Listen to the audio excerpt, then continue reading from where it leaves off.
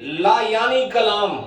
اور پھر حضرت بایزید بستانی نے کہا کہ عیب سے میں پاک ہوں سبحانی، اور کیا میری شان ہے معاذ و شانی، کیا عجب عظمت والی میری شان ہے.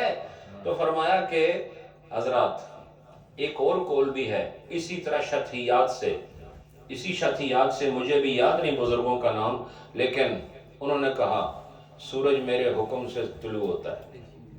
بولو یہ میرے ہی حکم سے غروب ہوتا ہے. نے کہا یہ جو بادل شادل آتے ہیں سب میرے حکم سے آتے ہیں. نے کہا یہ تو کفر ہے. انہوں نے کہا کہ حکم یہ جو میں کہہ رہا ہوں نا میرا حکم ہے، میرا حکم کدھر سے آ گئی ہے؟ جو میں ہوں یہ بھی اس کی وجہ سے ہے. اس کا مطلب ہے میرا حکم کوئی نہیں ہے، جو ہے اسی کا ہے، جو ہے اسی کا ہے. لیکن کوئی عالم کوئی فقیر ان باتوں کو بنیاد بنا کر استدلال کر کے اس مسئلے کا اس بات نہیں کر سکتا کہ یہ از قبیل شطحیات ہیں، اور جو ہوش و حواس میں شطحیات والے کلام کا ارتکاب کرے یا اس کا تلفظ کرے تو یا تو وہ شدید ترین فاسق ہو جائے گا یا بالکل کافر ہو جائے گا. نعرہ تکبیر، اللہ نعرہ تکبیر، نعرہ رسالت. حضرات اب رومی صاحب فرماتے ہیں کہ جس طرح میں نے ایک قصہ سامنے رکھا لیکن اس سے مقصود کچھ اور تھا، اسی طرح اللہ والا بھی اگر بعض اوقات کو ایسا کلام کرے جو بظاہر کفری ہو لیکن پیچھے اس کے ایمان ہی ہوتا ہے. لیکن تھوڑے واسطے نہیں کہ نہ آج کل نے مشرق مغرب شمال جنوب پوری زمین نے کسے پیر واسطے ہے. متا ہو کہ نور ٹی وی تو سنیا سی تو آساں بھی کوئی نئی بڑک مارنے والے. سمجھ آئی کہ نہیں؟ خبردار کسی قسم کی بک بک نہ کرنا. میں اگر رومی صاحب نے بیان نہ کیا ہوتا میں اس طرز کی گفتگو کرتا ہی نہیں ہوں. اس کا کوئی فائدہ نہیں ہے، اس لیے کرتا ہوں کہ بس ترتیب میں آ رہا ہے تو کوئی یہ نہ کہے اس کی اشنا کوئی نہیں تھی، بیان ہی کوئی نہیں اس کے تھا. سمجھ آئی کہ نہیں؟ اور جتنی تفصیل میں نے بیان کی یہ کہیں پر نہیں ملے گی آپ کو انشاءاللہ. تو رومی صاحب نے کیا فرمایا؟ فرماتے ہیں کہ ور بگوید کفر، آگے کرسی رکھو گے، ور بگوید کفر، سننے ہو گئی، ور بگوید کفر، اگر وہ کفر بھی بولے، کون؟ وہ جو بولے تو اس کی گفتگو میں عشق نظر آتا ہے. اگر وہ کفر بولے، ور بگوید کفر آید ہوئے دین، اگر وہ کفر بولے تو اس سے خوشبو ایمان کی ہی آئے گی، ایمان کی ہی خوشبو آئے گی. اور کہتے ہیں آید از بوئے شکش، شکش اس کا شک، کہتے ہیں کہ جو اس کا شک ہے نا اس سے یقین کی خوشبو آئے گی. اس سے بتایا خدا کے بندوں میں کچھ بندے ایسے ہوتے ہیں کہ جن کا ظاہری کلام ممنوع ہوتا ہے، بعض اوقات کفر بھی شاید، جیسے ان الحق کفر ہے کہ نہیں بولو. آج کوئی پیر کہے کہ میں، کوئی کہے پاویں چشتی ہوئے، پاویں نقشبندی ہوئے، پاویں سوروردی ہوئے، پاویں قادری ہوئے، سید ہو یا غیر سید ہو، شرقی ہو یا غربی ہو، عربی ہو یا عجمی ہو، اگر وہ آسمان کو چھو کر واپس آئے نا اور ان الحق کہے تو آج اس کے حق میں فتویٰ کفر کا فتویٰ ہو. سمجھے بھائی بات؟ اس لیے کوئی ایسی غلط بات شریعت کے خلاف کرے اس سے دور ہٹ جاؤ، اپنی آخرت کو تباہ نہ کرنا. سمجھ آئی کہ نہیں؟ لیکن فرمایا کہ بعض بندے ایسے ہوتے ہیں وہ حال میں، جذب میں، استغراق میں اور بے خودی میں، بولو یہ لفظ ضروری ہے، بے خودی میں. بے خودی کیا ہوتی ہے؟ جس وقت آپ جب اپنے آپ میں نہ رہیں. بولو بھائی جس لئے بندہ بے ہوش ہو جانا ہے تو پھر وہ جو حرکتیں کرنا ہے اس کی پتہ ہونا ہے. بولو جب آدمی کا ہوش نہ رہے، وہ حرکتیں کر رہا ہو، کسی پر شکر طاری ہو جائے، ٹھیک ہے نا، آج کل کے دور میں شوگر والے مریضوں کو اتاری ہوتا ہے, سمجھے, بے ہوش ہو جاتے ہیں جلدی, اس نے بنے میٹھی چیز, تو وہ بے ہوشی کی حالت ہوتی ہے. تو جب بے ہوش ہو جائے آدمی تو پھر وہ جو بھی بولے. اب مسئلہ ہے, کوئی آدمی شراب پی کے بھی بے ہوش ہو جاتا ہے آدمی, اگر وہ طلاق کہے تو طلاق واقع ہو جاتی ہے, لیکن اگر اس پر جنون طاری ہو جائے اور وہ طلاق کہے تو طلاق واقع نہیں ہوتا. بولو. اب اس جذب کی وجہ سے, یہ بھی ایک کیفیت ہے, جذب کی وجہ سے حکم طلاق نہیں لگتا, تو پھر اسی جذب کی وجہ سے حکم کفر بھی نہیں لگتا. سمجھائی کہ نہیں؟ تھوڑی بوڑھی نہیں جانی ہے گلا کرن تو بات, انہوں نے ایمان بڑے پیسے جاتے, لوگ نہیں جانا. سمجھائی کہ نہیں؟ پتہ چلا.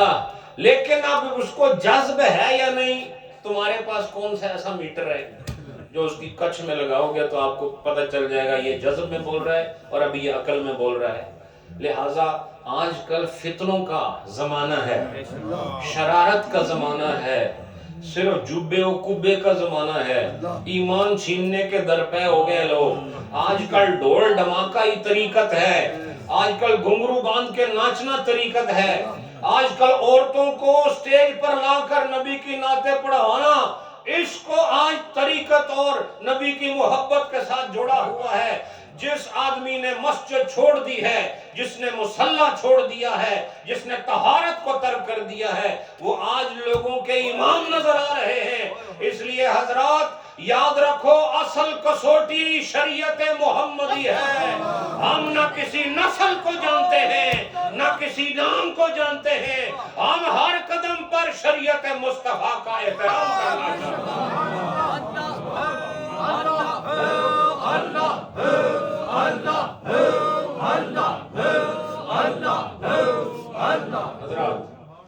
اب یہ جو رومی صاحب فرما رہے ہیں, یہ کوئی بندہ ہوگا, شخص باید, مرد باید, کوئی ایک ہوگا, لیکن وہ اس کی حالت ہے نا, ہمیں تو نہیں پتہ چلتا. اور اب میں اس کا آپ کو شرعی حکم بھی بتا دیتا ہوں. یہ جو مکاشفات ہوتے ہیں بھائی بڑا اہم موضوع ہے. میں دیکھو, میں جس مسند پہ بیٹھا ہوں, عمل میرے نہیں اچھے, لیکن بیان میں الحمدللہ دیانت کے ساتھ کرتا. ٹھیک ہے, عمل نہیں اچھے, مجھے پتہ ہے میں عمل, لیکن جس سیٹ پر بیٹھا ہوں اس سے ہونے والی گفتگو یہ انشاءاللہ ذمہ داری کے ساتھ ہوگی. اور وہ کیا ہے دیکھو, اس طرح کے مکاشفات, مثلا کوئی اللہ کا بڑا ولی کہہ دے, اللہ کا بڑا ولی کہہ دے میں نے یہ دیکھا کہ نبی پاک آئے تھے, یا بعض لوگ کہتے ہیں جی غوث پاک کی سواری آئی سی, یا آج کل جو درخت کے نیچے بیٹھے ہوتے ہیں, ان سواروں کو اللہ پاک دنیا سے جلد اٹھائے. جو پتہ نہیں کس کھوتے پر سوار ہیں جی, اور وہ کہتے ہیں غوث پاک کی سواری آئی تو فلانے, یہ سب بکواسات ہیں. سمجھے, یہ سب جھوٹ ہے, یہ سب شریعت کے ساتھ بغاوت ہے, یہ سب کھلواڑ ہے ہمارے مذہب کے ساتھ. سمجھے کہ آج فلاں کی سواری آئی, فلاں جناب شخصیت آئی. حضرات یہ سب باتیں لا یعنی ہیں. ہاں جو کشف ہے اہل اللہ کا وہ ایک امر صوفیانہ ہے. بولو, کشف جو ہے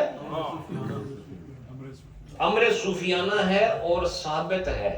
بولو, مثلا کشف کا مطلب کیا ہوتا ہے؟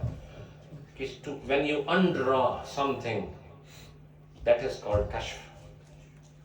سمجھے کہ نہیں؟ مثلا کرٹن ہو, آپ اس کو انڈرا کریں تو یہ کشف ہے, کسی چیز کا کھولنا, اس کو کشف کہتے ہیں. ایسا ہی ہے نا؟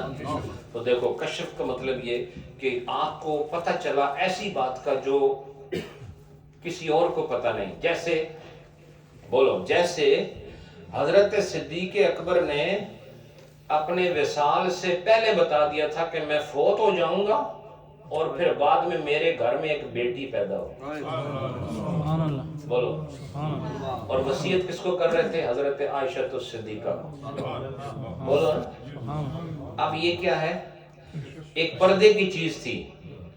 تو یہ پردے کی جو چیز تھی اس کو عربی میں سر کہتے ہیں. کیا کہتے ہیں؟ ہاں, secret. Sir means in Arabic secret.